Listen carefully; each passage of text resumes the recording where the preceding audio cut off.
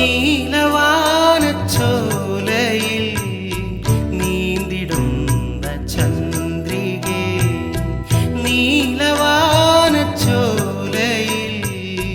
നീന്തിടുന്ന ചന്ദ്രികേ, ഞാൻ രചിച്ച കവിതകൾ നിന്റെ മിഴിയിൽ കണ്ടു ഞാൻ. വരാതെ വന്ന എൻ ദേവി നീലവാനച്ചോലയിൽ നീന്തിടുന്ന ചന്ദ്രികേ.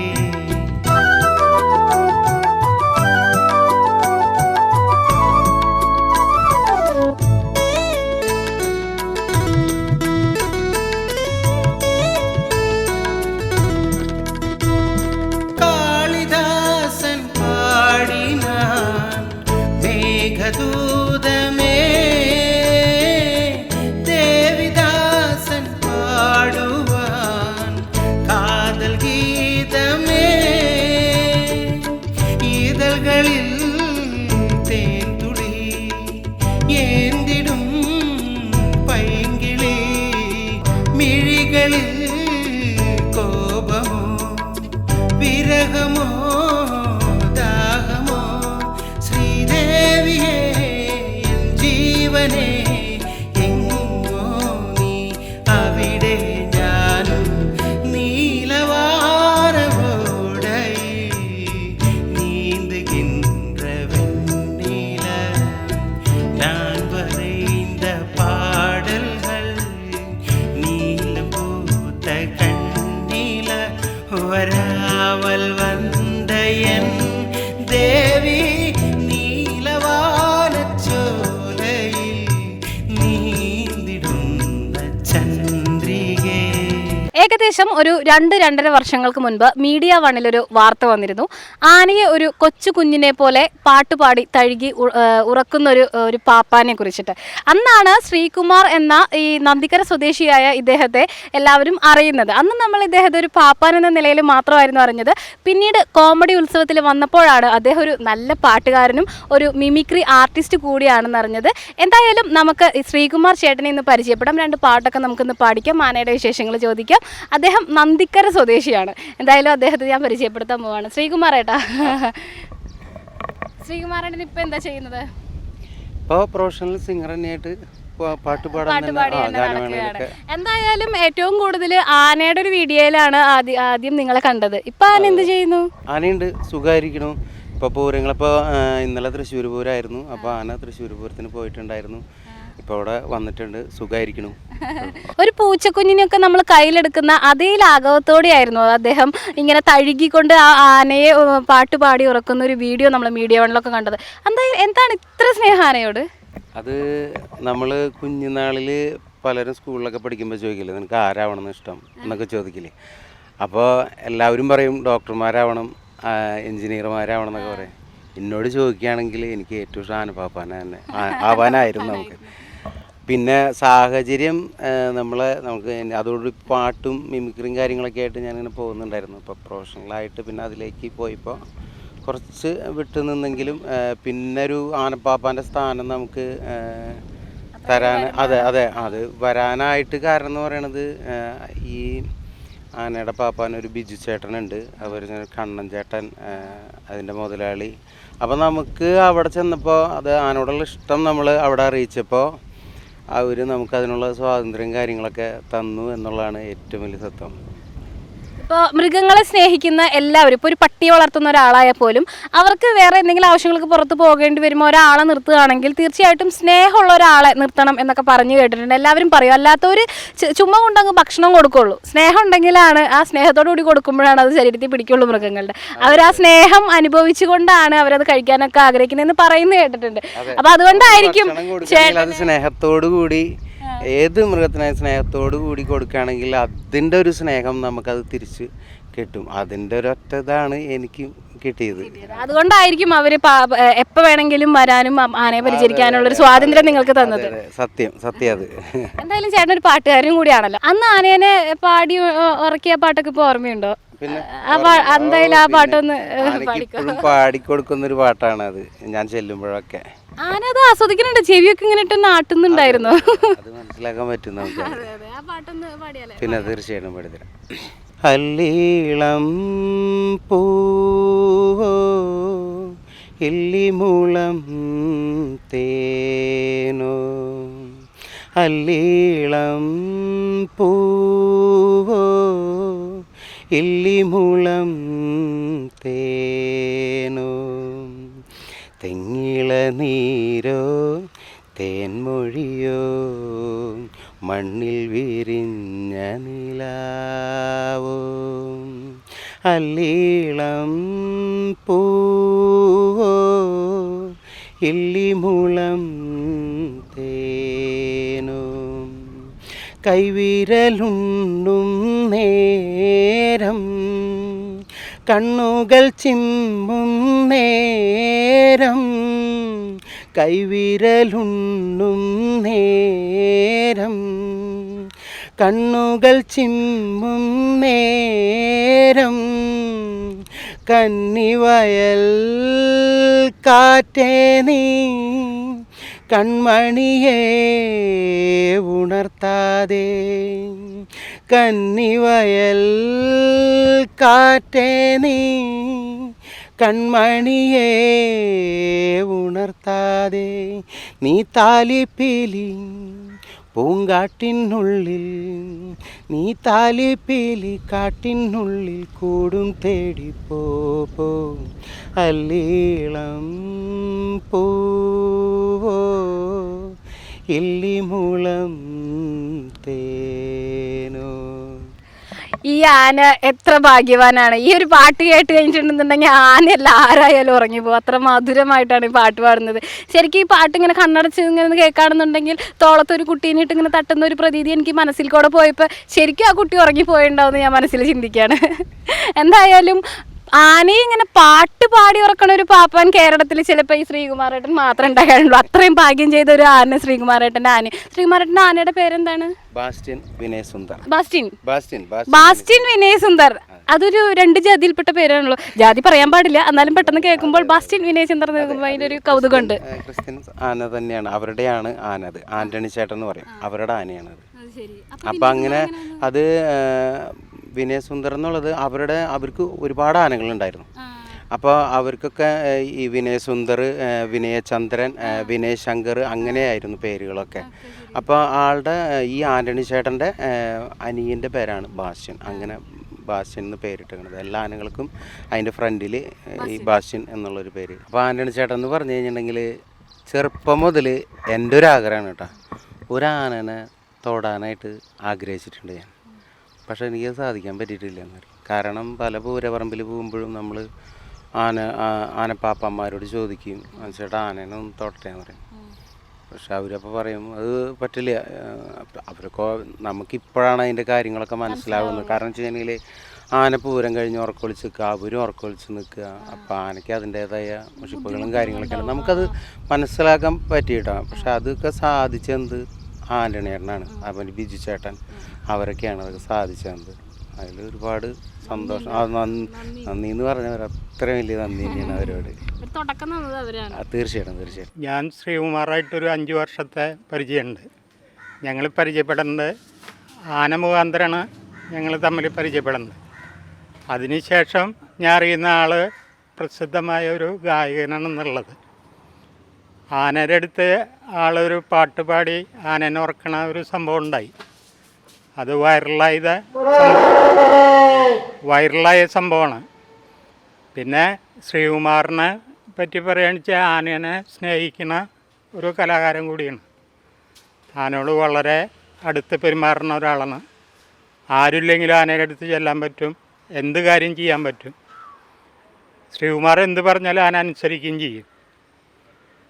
കുളിപ്പിക്കാൻ കൊണ്ടുപോകുമ്പോഴായാലും എപ്പോഴായാലും പോരുത്തനായാലും ശ്രീകുമാറായിട്ട് അത്രയും അടുപ്പാണ്. പിന്നെ ശ്രീകുമാർ വരുമ്പോൾ എപ്പോഴും പാർലേജീര ബിസ്ക്കറ്റ് കൊണ്ടുവരാറുണ്ട്. അതൊരു ഫേവറേറ്റ് ആയിട്ടുള്ള ഒരു ഐറ്റമായിട്ട് ആന കാണുന്നു. ശ്രീകുമാർ പടിയിലവിടെ എത്തുമ്പോൾ അറിയാം ആനയ്ക്ക് ഇന്ന ആൾ വരുന്നുണ്ടെന്നുള്ളത്, തിന്നാൻ കിട്ടുമെന്നുള്ളതും അറിയാം. ആനയായിട്ടും അത്ര അടുപ്പമാണ് ആൾ. ഈ ലുക്ക് തന്നെയാണോ ആ സമയത്തും ഉപയോഗിച്ചിരുന്നത്? അന്ന് മുടിയൊന്നും ഉണ്ടായിരുന്നില്ല, താടിയൊന്നും ഉണ്ടായിരുന്നില്ല. ഇല്ല അങ്ങനെയൊന്നും ഉണ്ടായിരുന്നില്ല. അതിന് ഗാനമേളയിൽ കയറി ഒരു 2 വർഷമൊക്കെ കഴിഞ്ഞപ്പോൾ നമുക്ക് ആ സ്റ്റൈല് കൊണ്ടുവരണമല്ലോ, ഒരു റോക്ക് സ്റ്റൈലൊക്കെ. അപ്പോൾ അത് ആൾക്കാരെയൊക്കെ ഒന്ന് പിടിച്ചിരുത്താൻ വേണ്ടിയിട്ടുള്ള, അപ്പോൾ അതങ്ങനെ മുടിയൊക്കെ വളർത്തി അങ്ങനെ ഒരു സംഭവം ചെയ്തു. അത് ശ്രീകുമാരേട്ടൻ പറഞ്ഞത് ശരിയാണ്. ആൾക്കാരെ പിടിച്ചിരുത്തുന്നുണ്ടെങ്കിൽ ലുക്കിൽ ഒരു മാറ്റം വരുത്തുന്നത്. ഇപ്പം നമ്മൾ എത്ര ഗ്ലാമർ ഉണ്ടായാലും ഗ്ലാമർ ഇല്ലെങ്കിലും അതൊരു പ്രശ്നമല്ല. നമ്മൾ ഒരു നോർമലായിട്ട് ആൾക്കാർ നടക്കുന്ന ഒരു ലെവലിൽ നമ്മൾ പോയി കഴിഞ്ഞാൽ ഓ ഇല്ല ചവറ് ആരെങ്കിലൊക്കെ നോക്കില്ല. അന്ന് മുടി തിരി വളർത്തേ, ഒരു സ്റ്റെഡ് അടിക്കുക, തലയിൽ ഒരു കളർ ചെയ്യേ, എന്നാൽ പിന്നെ എല്ലാവരും മറ്റേ അന്യഗ്രഹ ജീവികളെ നോക്കണമല്ലോ. ഇപ്പം എന്തെങ്ങനെ അപ്പം ആൾക്കാരുടെ ലുക്ക് കിട്ടണം എന്നുണ്ടെന്നുണ്ടെങ്കിൽ നമ്മൾ ആ പണിയാണ് ഫസ്റ്റ് ചെയ്തത്.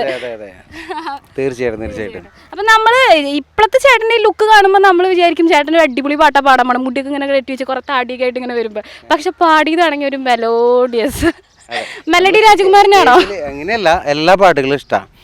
പിന്നെ സ്റ്റേജിൽ നമ്മൾ കയറി പെർഫോം ചെയ്തിട്ടാണ് നമ്മൾ പാട്ട് പാടുക. അപ്പോൾ നമ്മൾ അടിപൊളി പാട്ട് പാടും.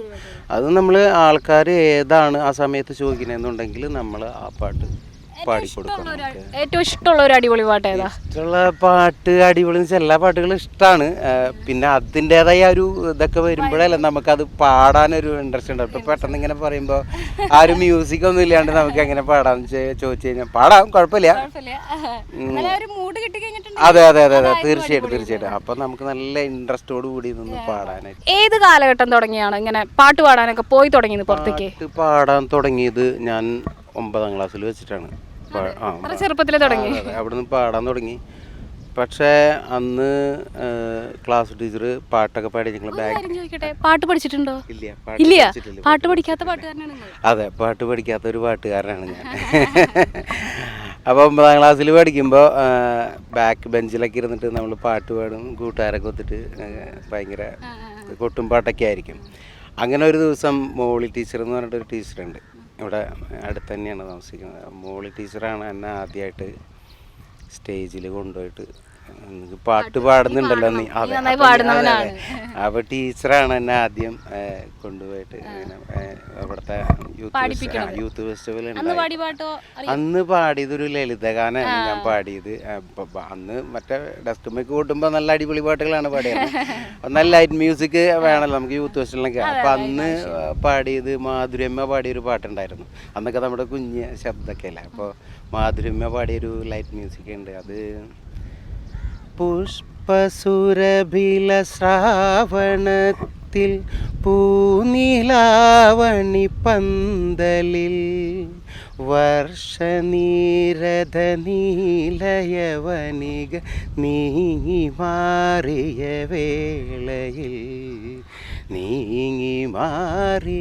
വേളയിൽ ഓർമ്മയില്ലേ? എന്നാലും 9ാം ക്ലാസ്സിൽ പാടി പാട്ടൊക്കെ നിങ്ങൾക്ക് ഓർമ്മയുണ്ടല്ലോ. ഇത്രയ്ക്ക് മെമ്മറി പവർ ഉള്ള വ്യക്തിയാണ് നിങ്ങള്. ഇഷ്ടം കൊണ്ടാണ്, ഇഷ്ടമല്ല പ്രണയമാണ് എനിക്കിത്. അപ്പോൾ 9ാം ക്ലാസ്സിൽ ഇങ്ങനെ പാട്ടൊക്കെ പാടി അങ്ങനെ നടക്കുമ്പോൾ എങ്ങനെയാണ് ഒരു സ്റ്റേജിലേക്ക് ഒരു എൻട്രി കിട്ടുന്നത്? എങ്ങനെയാണ് സ്റ്റേജിലേക്ക് എൻട്രി കിട്ടുന്നത് പറഞ്ഞു കഴിഞ്ഞിട്ടുണ്ടെങ്കിൽ, എൻ്റെ ഒരു സുഹൃത്തുണ്ട് പുതുക്കാടുള്ളത്, ജിനേഷ്, അതേപോലെ തന്നെ ബെന്നി, ഇവരൊക്കെ 2 പാട്ടുകാരാണ്. അപ്പോൾ അവർ പുതുക്കാട് വെച്ചിട്ട് ഒരു ഗാനമേള ചെയ്യാന്നുള്ളൊരു പരിപാടി ചെയ്തു. ശിവദാസ് എന്ന് പറയുന്ന ഒരാളാണ് എന്നെ അവരേലേക്ക് കൊണ്ട് എത്തിക്കുന്നത്. ഇങ്ങനെ പാട്ട് പാടി, ഇങ്ങനെ ഒരാൾ പാട്ട് പാടും, അപ്പോൾ അവിടേക്ക് കൊണ്ട് എത്തിച്ചു. അവിടുന്ന് പിന്നെ കലാഭവനിൽ അന്ന് കീബോർഡ് വായിക്കാൻ വന്നത് പീറ്ററേട്ടനും അതേപോലെ തന്നെ റിതം പാഡ് വായിക്കുന്ന ഒരു കുഞ്ഞുമോൻ ചേട്ടൻ എന്ന് പറഞ്ഞിട്ട് ചേട്ടനുണ്ട്. അവർ 2 പേര് അന്ന് വന്നിരുന്നത്. പിന്നെ ഒരു സുബ്രഹ്മണ്യ മാഷ്, അങ്ങനെ ഒത്തിരി പേരുണ്ട്. എനിക്ക് കറക്റ്റ് അങ്ങോട്ട് പേരുണ്ട് ഓർമ്മയില്ല, എന്നാലും ഇവരുടെ പേരൊക്കെ എനിക്ക് നല്ല ഓർമ്മയുണ്ട്. അപ്പോൾ അവരുടെ കൂടെയാണ് അന്ന് പാടാനായിട്ടുള്ള ഒരു അവസരം എനിക്ക് കിട്ടിയത്. അവിടുന്ന് അവർ വന്നപ്പോഴാണ് പിന്നെ ഇവരുടെ കൂടെ പാടിക്കഴിഞ്ഞതിന് ശേഷം അവർ പിന്നെ എന്നെ എന്നെ പ്രോഗ്രാമിനായിട്ട് വിളിച്ചു. അങ്ങനെ പിന്നെ അവിടുന്ന് തൊട്ട് പിന്നെ അവർ കണക്ട് ചെയ്ത് അവരുടെ കണക്ട് ചെയ്ത് അങ്ങനെ പോയി. അങ്ങനെ ഇപ്പോൾ ഇവിടെ വരെ ഇപ്പൊ ലാസ്റ്റ് ആയിട്ട് എവിടെയാണ് ഇങ്ങനത്തെ ഒരു പ്രോഗ്രാം ഒക്കെ അങ്ങനെ ചെയ്തത്? ഏറ്റവും വലിയൊരു അനുഗ്രഹം കിട്ടിയെന്ന് വെച്ച് കഴിഞ്ഞിട്ടുണ്ടെങ്കിൽ പ്രോഗ്രാം ചെയ്ത് ഫ്ലവേഴ്സിന്റെ പ്രോഗ്രാമാണ്, കോമഡി ഉത്സവം. അത് കഴിഞ്ഞ് അതിൻ്റെ ലൈവ് ഷോ ഉണ്ടായിരുന്നു, ഒരു 12 മണിക്കൂർ ലൈവ് ഷോ ഉണ്ടായിരുന്നു. അപ്പോൾ ഏറ്റവും കൂടുതൽ സന്തോഷം തോന്നിയൊരു സമയം എന്ന് പറയുന്നത് ആ 12 മണിക്കൂർ ലൈവ് ഷോ ചെയ്തതിൽ എനിക്കൊരു അവരുടെ അതിൽ ഗിന്നസ് വേൾഡ് റെക്കോർഡ് എനിക്ക് കിട്ടി. അത് ഗിന്നസ് വേൾഡ് റെക്കോർഡ്. അത് അവരുടെ 12 മണിക്കൂർ ലൈവ് ഷോ ഉണ്ടായിരുന്നു. ആ ലൈവ് ഷോയിൽ എനിക്കും അതിൽ പങ്കുചേരാനായിട്ട് പറ്റി. അപ്പോൾ അതിൻ്റെ ഒരു ഗിന്നസ് വേൾഡ് റെക്കോർഡ് എനിക്കും കൂടി കിട്ടി. അതിൽ ഫിഗർ ഷോ ചെയ്തിട്ടാണ് എനിക്കിത് കിട്ടിയത്. അതാണ് എൻ്റെ ജീവിതത്തിലെ ഏറ്റവും വലിയ ഒരു സന്തോഷം. അതേപോലെ തന്നെ ആനയുടെ ഒരു സംഭവം അതാണ് കുറച്ചുകൂടി പോപ്പുലർ ആക്കിയത്. ഈ പേര് കുറച്ചു പേര് അറിയാനൊരു കാരണമായിരുന്നു. ഒരു ബിഗ് പ്രൊഫൈലായിട്ട് വെക്കാവുന്ന ഒരു കാര്യം എന്ന് പറയുന്നത്. പാടുന്ന എല്ലായിടത്തും ചെല്ലുമ്പോൾ പറയും നിങ്ങൾ മറ്റേ ആനനെ പാടിയ ഉറക്കിയ ആളല്ല, ആനപ്പാപ്പാനല്ലേ എന്ന് പറയും. എനിക്കത് കേൾക്കുമ്പോൾ ഭയങ്കര സന്തോഷം. എനിക്ക് അത് ശരിയാണ്.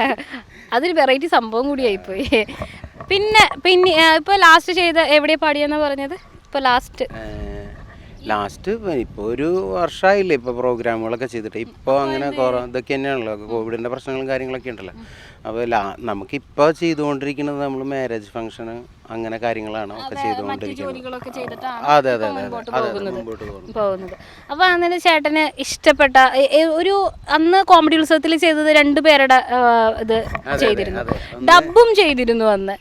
അതപ്പോൾ നിങ്ങളൊരു മിമിക്രി ആർട്ടിസ്റ്റ് കൂടിയാണ്. അതെങ്ങനെ അന്ന് ആ ഒരു വീഡിയോ കണ്ടവർക്കറിയാം എത്ര പെർഫെക്റ്റ് ആയിരുന്നു ആ വോയിസ് എന്നുള്ളത്. അപ്പോൾ അത് ഈ പാട്ടുകാരെയും ഡബ് ചെയ്യുന്ന കൂട്ടത്തിൽ അത് കഴിവുള്ളതാണ് ഡബിങ്ങിൻ്റെ അല്ലേ?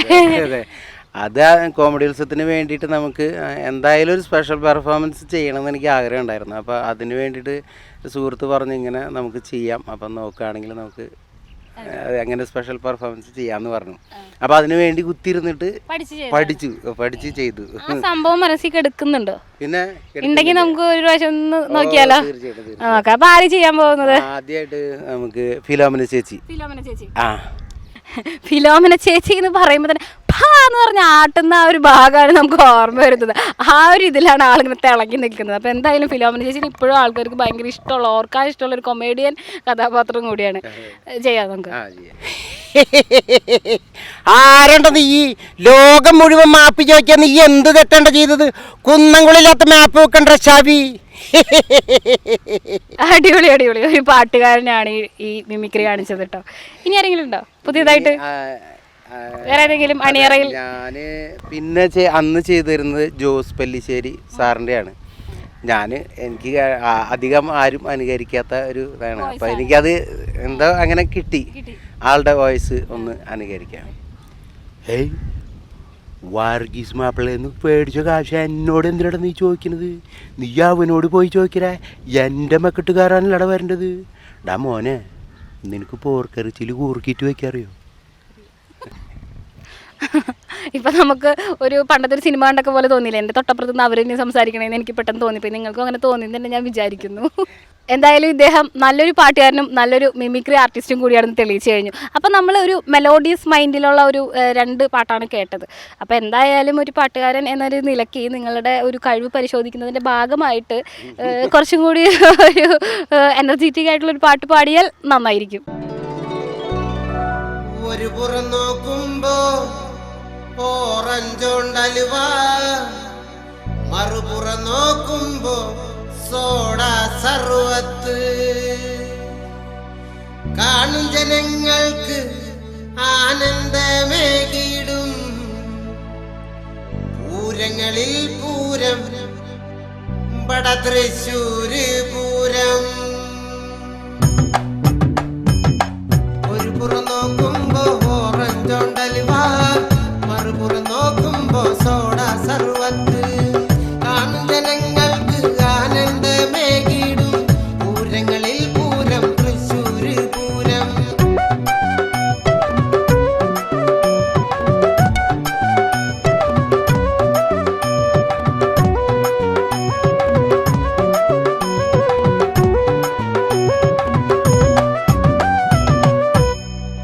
മുറ്റത്ത് നിക്കണ മുരിങ്ങയുടെ കൊമ്പിന്മേൽ 3000 പേര് തൂങ്ങിച്ചത്തേ.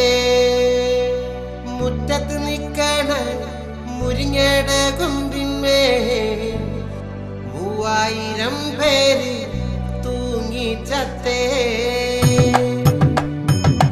മുറ്റത്ത് നിക്കണ മുരിങ്ങയുടെ കൊമ്പിന്മേൽ മൂവായിരം പേര് തൂങ്ങിച്ചത്തേ. മുറ്റത്ത് നിക്കണ മുരിങ്ങയുടെ കൊമ്പിന്മേൽ മൂവായിരം പേര് തൂങ്ങിച്ചത്തേ.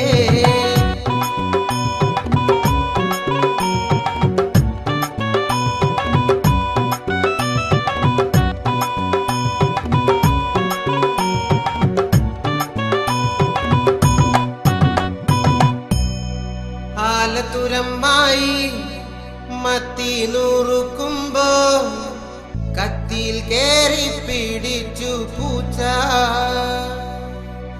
ചാറ് തരാം പൂച്ചേ, ചോറ് തരാം പൂച്ചേ, കത്തിവിട് പൂച്ചേ, കാടം പൂച്ചേ. അപ്പോൾ നമ്മളൊക്കെ കണ്ടു പരിചയിച്ചിട്ടുള്ളത് സിനിമയിൽ പാടുന്ന പാട്ടുകാർ, അതല്ലെങ്കിൽ റിയാലിറ്റി ഷോയിൽ നമ്മൾ കണ്ട പാട്ടുകാർ, അല്ലെങ്കിൽ എവിടെയെങ്കിലുമൊക്കെ സ്റ്റേജ് ഷോയിലൊക്കെ നമ്മൾ കാണുന്ന പാട്ടുകാർ. അപ്പോൾ നമ്മൾ സ്റ്റേജ് ഷോസൊക്കെ ഇവിടെ നാട്ടിൽ തന്നെ ചെയ്യുന്ന ഒരാളാണ് ശ്രീകുമാരേട്ടൻ.